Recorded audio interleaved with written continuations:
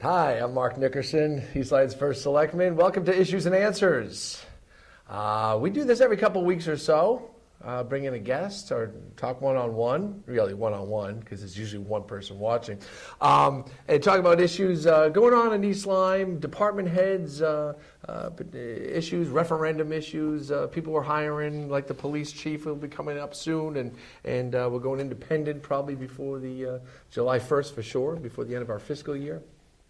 Today I have a special guest who, he's a resident of East Lyme, I'm proud to say. So he does vote. He didn't necessarily vote for me, but he does vote, and he pays taxes. That's really good. And he's probably going to be a big fan of the dog park. I'm really hoping to pull him in on that. Lee Elci. Lee, welcome to the Mark Nickerson Extravaganza. Well, thank you very much for inviting me to come on this highly rated show that you promised was thousands and thousands of people watching, not just one. But. No, I promised you $10. That's so, it. Dude, I've been on your show. Of course, Lee is the radio personality extraordinaire, the morning drive guy on 94.9 News Now, on your radio, political show, but local show, and really where a whole lot of people tune in to get their news, get up to date with the local happenings that's going on, and discover personalities and of lack thereof. You're one of them. So I've been on your show several times. I thank you for coming on. You're very kind to come on. Well, I thank you for inviting me. We were talking again. A lot of this stuff. Yeah. A lot of the cool stuff happens off the air. That's how radio and television works. But I've been in television retirement, so to speak. So we were talking about this studio, this very studio. And let's say 1990. What year is this? So it's 2017. It's 27 years ago. And as I'm looking at the monitor, I see my face, and it looks that old. So it's like 25, 26, 27 years ago. I was the second live show ever in the history of this studio. Of this whole studio. Wow. To take calls and do the whole thing. We did a sports show called Hardball, and I missed this stuff. I watch the public access stuff all the time because I think it's interesting. There are a lot of great shows, but you guys do a lot for the community, and people can tune in and check out different stuff. But a lot of fond memories from this studio. We had fun. That's cool. It's cool learning. I gave you directions on how to get here. Go to the side door, and then I walk in, and everybody's hugging Lee, going, "Welcome home."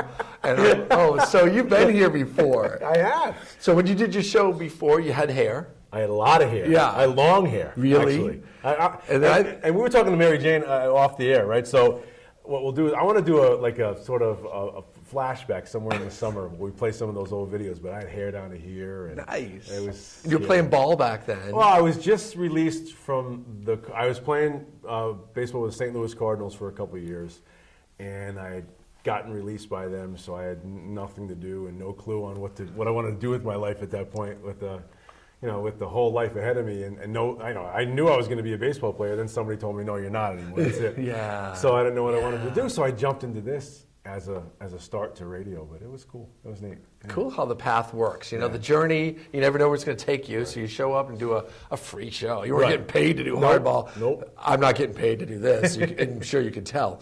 But so you listen. You started the conversation with baseball. Tell me about your baseball career. That's fascinating to me. All right. That's a big deal. So from the time I could swing a baseball bat, maybe as an 8-year-old, playing wiffle ball in the backyard with the older kids, I knew that's what I always wanted to be. In fact, it's funny if you say to me, knock on wood, I don't die tomorrow. But if I do, my tombstone will say baseball player. It's still that ingrained in me, right? That's what I am. So I've done a lot of different things since then, but growing up, for whatever reason, I always had the ability to play that game. I could swing the bat pretty good. So it took me from a little kid playing Little League, and we had great success in Babe Ruth. We actually went to the Babe Ruth World Series first. Waterford team to do that. Yeah, I remember reading about that. So we did that, and went on to high school. Had really a pretty great 4-year career, great run under Jerry Russo. Played for New London Legion and Jimmy O'Neill, who was a legendary coach. And, back then, we played 70 games a year in Legion, counting the 25 in high school. So we were playing almost 100 games a year. Wow. And that was before they had the travel team. So now these kids still play a lot of games, but not like that. Yeah. So, and that took me, I went to college. I went to Clemson University first. and I was a Yankee playing in southern, southern hemisphere here, and that just had a clash of civilizations. That didn't work out. And I ended up going to Old Dominion, which at the time was actually a really, really good baseball school, and then signed with the Cardinals and played in Cape Cod League, played in Alaska, which was really neat. Really? Yeah, so Alaska was really cool. When a 3-week season. No, right? Just about. Yeah. But no, we played summer baseball in Alaska. All of the best players in California would go to, at that time, they would go to Alaska. Alaska had a summer league. So in that, John Olerud was on the team. There's a lot of guys. If I broke out the baseball cards that you could see, but a lot of the guys went on and played in the big leagues.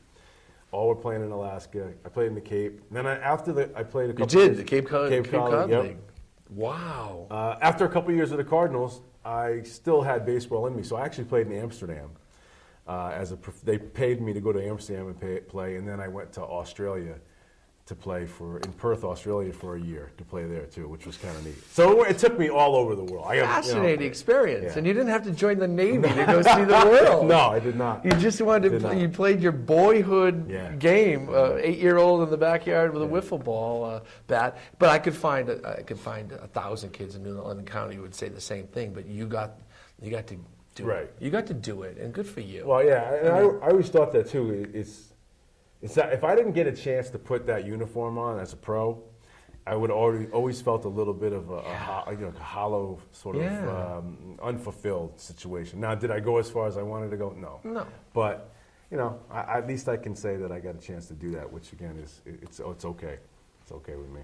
Best moment, best memory of the baseball career? It's a great question, and I get that all the time, and I don't have an answer for you. I would have to say, we won a state championship in high school. I was a freshman, so I wasn't a major player on the team. I was on the team, but me and actually Norman Tanucci were the first 2 freshmen ever to play varsity baseball. Big we played deal. the same year. Jerry Russo gave us that, so we played 4 years, but we didn't win another state championship after that. Although we were supposed to win every year, we sort of fell short. So I don't have a great memory for that. Maybe my first professional home run was a pretty big moment for me, but I don't really have a moment where I can look back on and hang my hat on it. Did you play what was the biggest stadium you played in that had people in it? I never played in a big league stadium. Right. I played in all the minor league parks. I was in the Florida State League for a while, which is obviously down in Florida.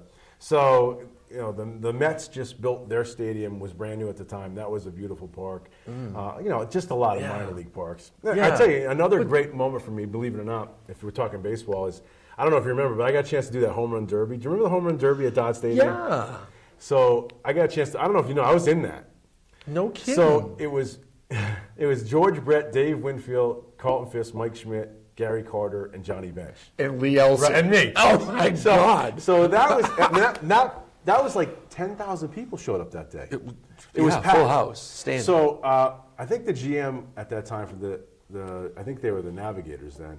Was a guy named Mahoney who actually works for the Phillies now. So he says to me prior, I used to bring him on the radio. He goes, well, if I can get you into the event, I will.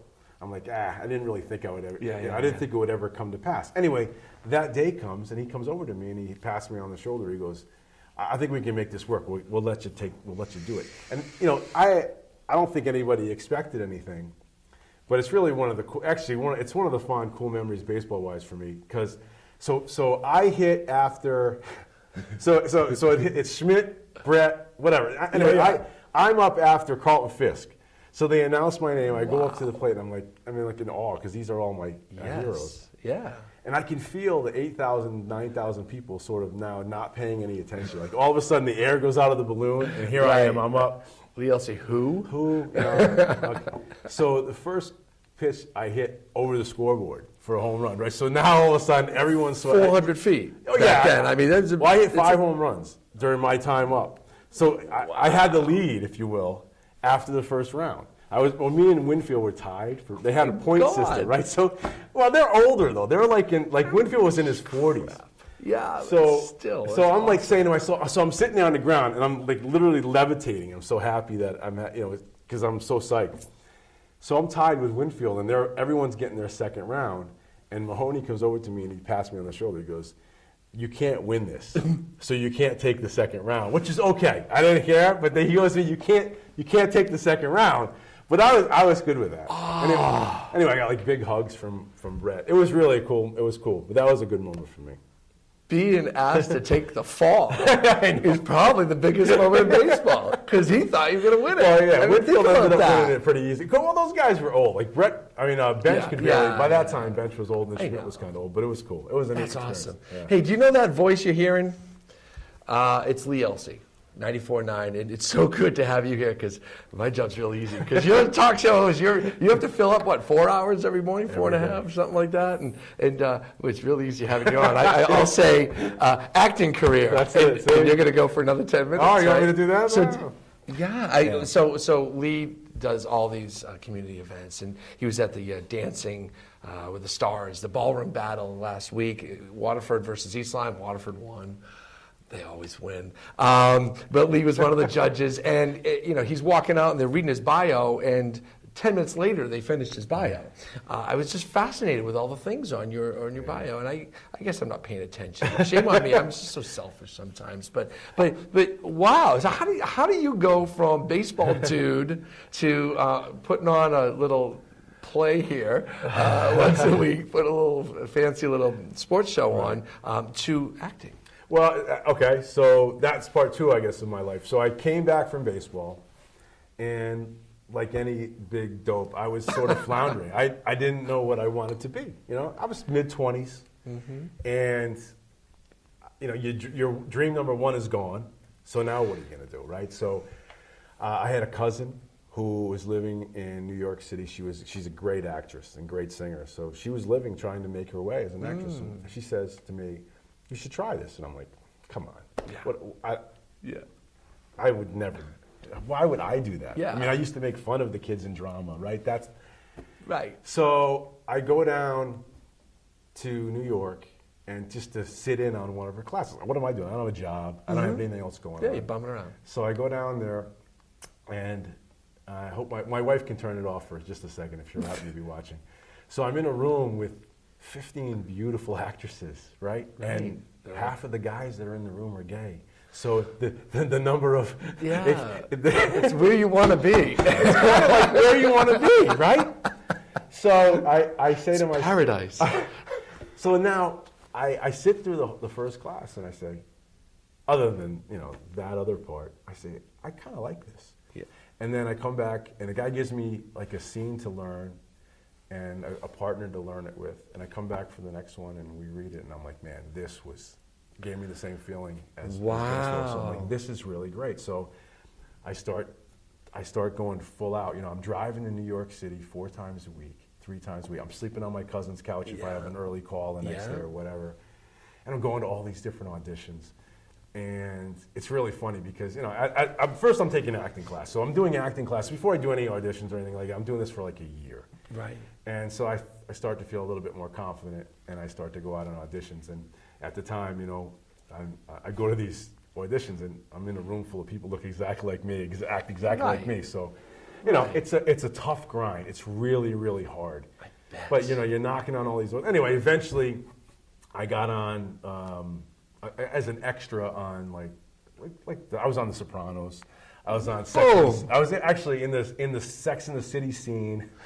Let's hear it. I'm actually in the wedding, and if you look at the wedding scene, I'm sitting right next. Anyway, so I'm doing all that stuff, but then I get my first. I start to go into this to Guiding Light and As the World Turns, and I get my first talking role. So now all of a sudden, then they give me a gig as the bartender in this bar. So I'm Teddy the bartender. Teddy. In a bar called Yo's on As the World Turns. So every time they use that bar, they call me. So 4 times a month, 5 times a month, I have a shot to be on the show. And sometimes I have dialogue, sometimes I don't. But it was really cool. Your own dressing room, the whole 9 yards. Really, really cool. And then after that, I really, really liked it, but it was so sporadic, and you weren't making any money. And then a radio opportunity came along, so I had to make a choice. Okay. And I made the choice. I took radio because I have a face for radio.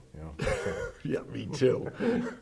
But they won't let me on the radio either. I tried. So tell me about the radio break. So you got a break. You said, okay, I'm going to shift a little bit here. Well, I have an opportunity for radio. Yeah. What did you do? I'm going back and forth to New York, Yeah. and it's taxing physically. You're not making enough money to get an apartment. I don't want to go down there and be a waiter, right. Which is what a lot of the people were doing. So anyway, I get a call. They're opening a new station up at the Mohegan Sun, and they had called me just through people that I knew. Yeah. Because I was doing radio, but I was part-time, right? I Okay. was doing that as a part-time gig. And, he says to me, you want to do the afternoons. You can interview the stars. It's going to be a big deal. So I said, you know what, let's do it. I can still do the acting if I can. It's in the afternoon. So I take the job, and within a week, the morning show guy quits. So I had the afternoon gig, which means sleep late. Yeah. That's the perfect spot. So you go out at night and sleep late. I mean, the reason why I look as bad as I do is I get to get up at 4 o'clock every day in the morning. So I take the job as the morning show host at this. I take the job at the afternoons, and then they switch me to the mornings, and I've pretty much been doing mornings since then. But at about the 8-year mark, 9-year mark, 10-year mark of I was doing music radio at the time. Right. It was a rock station. Right. There was another opportunity that opened up for talk, and I thought, this is probably where I want to go. I mean, my family was never political. My family always supported me 1,000%, but they weren't politically driven. But I was always interested in it. Anyway, so this other station opens up to do a full talk show, 3 hours of talk. I took it, I got it, and that kind of morphed into the station that I'm in now. It's challenging, isn't it, to go from music DJ? Yeah, you feel it's 3-minute spots. Not even, right? 30 seconds, 50 seconds, and you're filling it in. It's pretty much the script is already there, and it's the same thing every day. To fill up 3 hours of really interesting conversation. Yeah. I mean, I couldn't listen. When I first started, so it was 3 hours. You weren't very good. No, it's terrible. It's terrible now. Are you crazy? Really I'm just bluffing. No, it's funny. So so you're doing all this prep work, and you get on the air, and you start talking about something, and you got to fill like 12 minutes before there's a commercial break, and you're 3 minutes into your break, and you're saying to yourself, I'm pretty much done. I got nothing else to add. So you kind of like me in this interview right now. I got nothing left. That's it. There's nothing on this anyway. There's nothing on this No, so when I first started, it was learning. It's a total learning curve, right? So how to do this now?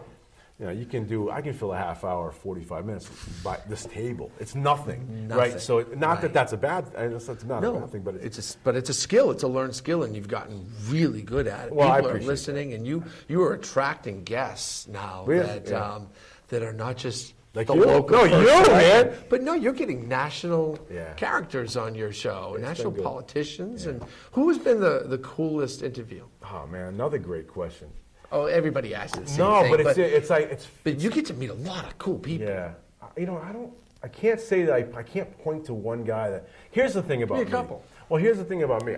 I've never been starstruck, right? So I don't know if that is me because maybe I'm narcissistic or whatever. But I don't say, I got to have that guy's autograph or I got to meet that person. Never. Right. Even when I was a little kid, an autograph. Okay, I don't have any. Right.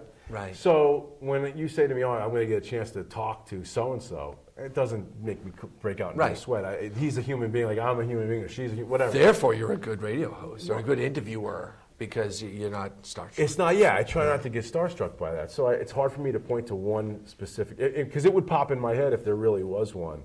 I mean, getting a chance to talk to some of the national folks is kind of cool. Getting like the Fox News last week, we had Tucker Carlson on and Greg Gutfeld and Jesse Waters, and all those guys were on with us last week because Fox was doing a big blitz for some of their people, so I was a recipient of that. Wow, which is kind of cool. So you get a chance to get Brett Baer too was on with us last week, so that was kind of neat.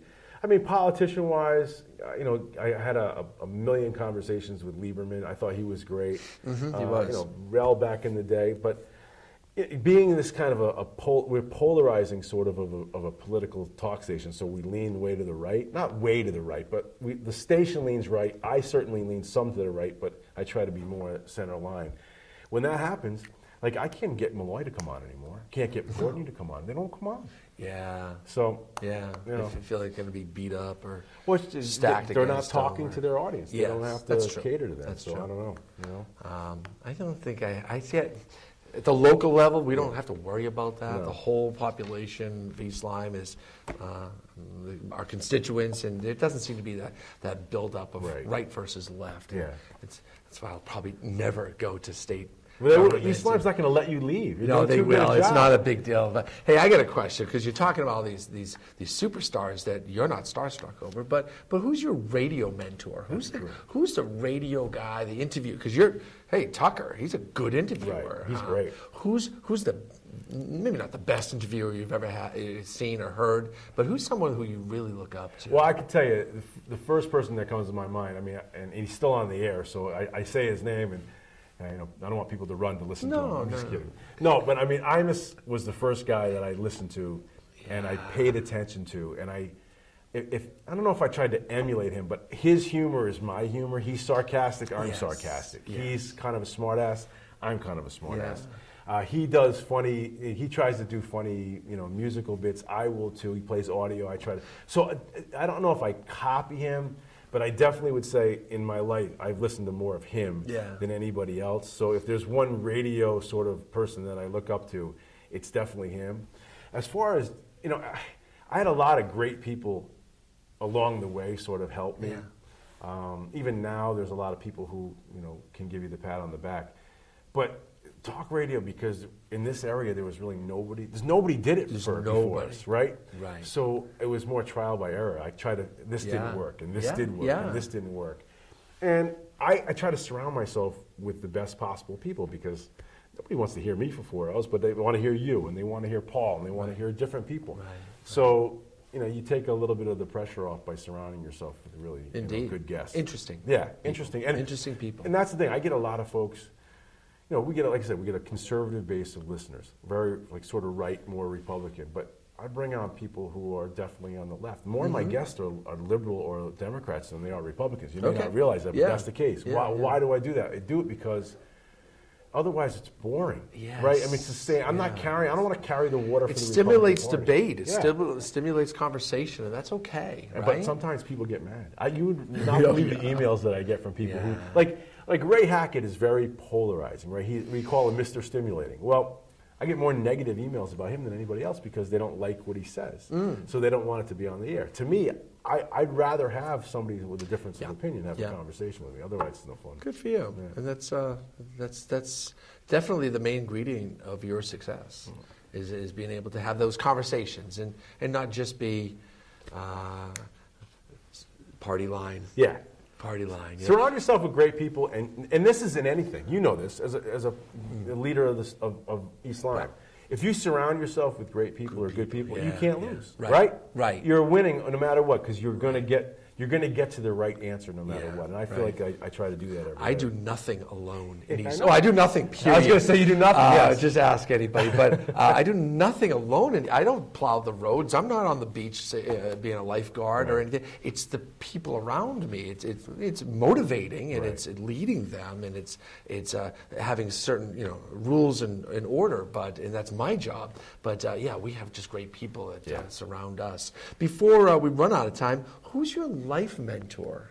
Who's the guy that, again, we all have the mentors, the people we look up to thinking, this is the person I want to be, or this is the person that another great motivates question. me. I'd have to say, my mom has always put herself last, right? So she has always gone out of her way to make her own wants sort of secondary, right? Yeah. Right. That's probably what I owe anything. I owe more to my parents, my mother and father, than anybody else, my family. And, my wife keeps me in check. But, and she's great. But as far as a mentor, I don't know if I have a mentor. I don't know if there's somebody. We never have one. We always have like my coach in college. Yeah, right. He was great. I had my Legion coach, Jamie O'Neill, I already talked about him. He was a big influence. You just kind of, I think life kind of teaches you right and wrong, so to speak, and you kind of find your own way. I get bits and pieces. I mentioned many mentors when I'm referencing them, but we get bits and pieces, but people we emulate, people who give us good examples of how to live our lives rightly. Right. You know, and you mentioned your mom first, selfless. Yeah, totally. Someone who put everyone else first, Right. and that's that's what came to mind. And you know, and to be a great, and I know you run out of time, but I think to be a great civic leader, you got to do that too. I mean, that's what we're missing on the national stage, yes. right? Isn't that what we're missing? So yes. whoever really, the next great president will be somebody who doesn't care about their legacy. It's just what happens for the people. I think that's what we're looking for. Well said. So my guest today, thank you. My guest today was Teddy the bartender. Do you remember Teddy the bartender? Oh, man. On what show? As the world turns. As the I was world bald turns. though. Now see, I'm gonna shave I can shave my head. I had my head shaved back then. So. Teddy the bartender, otherwise known as Lee Elci in this part of the world. 94.9 News Talk. He's on in the mornings. You start at 6? Start at 6. Get there about 5. Don't leave till about it's a long day. Up at 3 something every day. Yeah. It's I never you walk the dog before you. No, let him out. Yeah. That whole thing. I'm a night owl. I don't know about you, but I'm still a night owl. So getting up at 3:30 is a killer. That's tough. It's a killer. Again. Yeah, So no, I I'm look bed at early. my I'm 80s. up early. These are long days when you're doing the stuff we do. Lee, thank you so much. Thank you, for coming buddy. on. So Anytime, appreciate man. it. Welcome back home to your studio. I'm in your studio. This is amazing. My guest, Lee Elci. I got to get out of here. Mark Nickerson, Issues and Answers, First Selectman of East Lyme. Come back in a couple of weeks and we'll do it again. Thank you.